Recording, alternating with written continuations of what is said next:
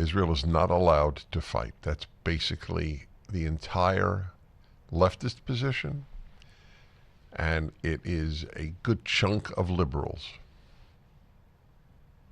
like this Michael Walzer, because he adds, let me make a distinction here.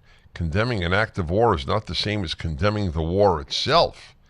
Hamas and Hezbollah are fighting against Israel for an immoral and unjust purpose, the elimination of the Jewish state. Oh, so that's it. Israel is fighting a just war against people who want to eliminate their country. But they can't fight them when they're not fighting. So when Israel bombs, it's killing civilians. When Israel targets just the terrorist, but they weren't fighting then.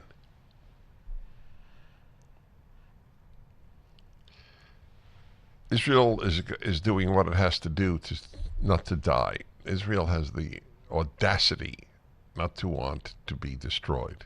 I tell you. We don't have that audacity. I'll tell you, in the West, no way. We're destroying ourselves. That's the point of this phenomenal piece in the Telegraph in England. We don't have anything like the Telegraph in the United States. The Wall Street Journal is great on the editorial pages, but not the news pages. The Telegraph is great everywhere. One of the few great newspapers in the world. One of its chief columnists, Alistair Heath, Israel's bravery has exposed the lie at the heart of Starmer's foreign policy. He's talking about the Prime Minister of England, but it's completely applicable.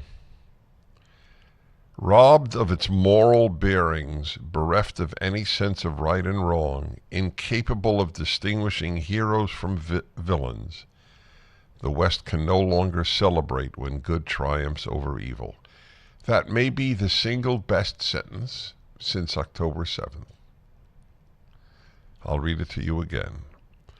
Robbed of its moral bearings, bereft of any sense of right and wrong, incapable of distinguishing heroes from villains, the West can no longer celebrate when good triumphs over evil. That's right. Israel is good, and Hamas is evil, Hezbollah is evil, and Iran is evil. Israel is not perfect, but it is good. Ask the 20% of Israelis who are Arab. A tiny nation of just 9.3 million, of which 7.2 million are Jewish, living in a country the size of Wales, reeling from the worst anti-Semitic pogroms since the Holocaust, Israel is leading the war against barbarism.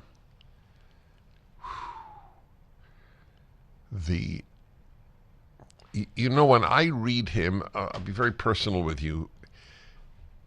People frequently will say to me, when they bump into me in a restaurant, at an airport, wherever, it's such a relief, Dennis, to hear you, because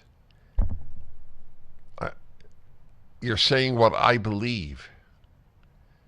And that's how I feel. So I know how you feel, because when I read this Alistair Heath, it's a joy. It's a relief. Somebody gets it. Israel is leading the war against barbarism. That's correct. That's right. This will go down as one of the heroic moments of Jewish history, that it took up the whole cause of Western civilization against the barbarity arraigned against it. It's young conscripts doing a job that would once have required intervention by a Western coalition acting as global policemen.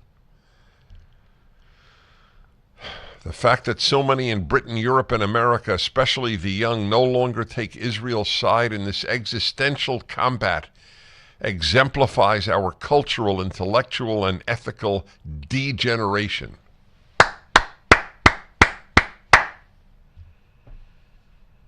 I want to have this man on the show.